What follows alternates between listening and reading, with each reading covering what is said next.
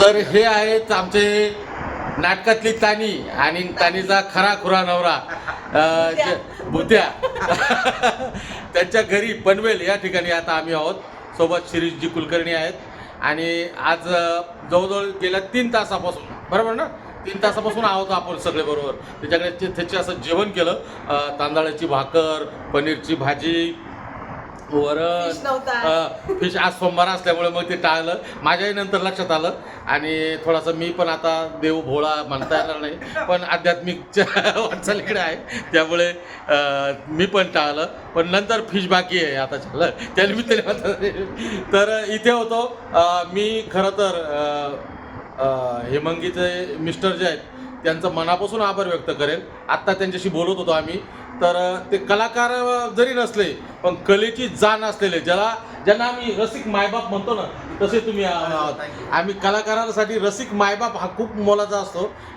जसं हेमांगीला त्यांनी संधी दिली, जे त्यांनी सहन केलं ते आपल्या नाटकाच्या ग्रुपला, तर हो, सहन म्हणजे त्या अर्थाने नाही ग, पाय असं म्हणजे ते तुला सहन करतात येत आहेच, पण त्या अर्थाने नाही.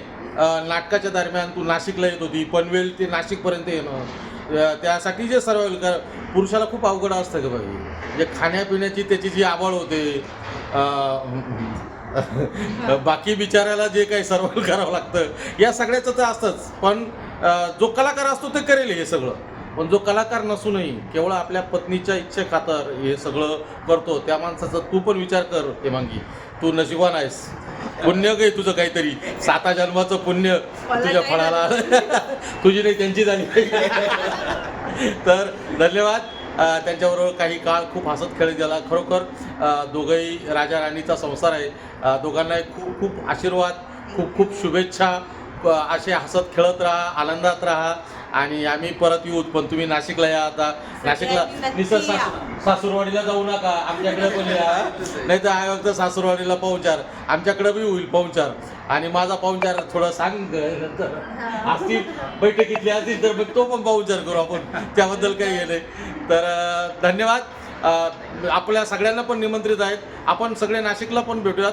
काळोख देत ओंकार या नाटकाचं आपल्याला सगळ्यांना एकत्रित बघायचं राहिलंय. ठीक आहे, काहीतरी कारण असेल. नक्की त्याचे शो पण लागतील. रोहित दादा मगाशी तुला म्हटलो शो लाव. बाकी जे कलाकार आहेत त्या सगळ्यांनी पण मनात नाटक चालवत राहू द्या. नटेश्वराला नमन करूया, रंगदेवतेला नमन करूया. धन्यवाद. थँक्यू.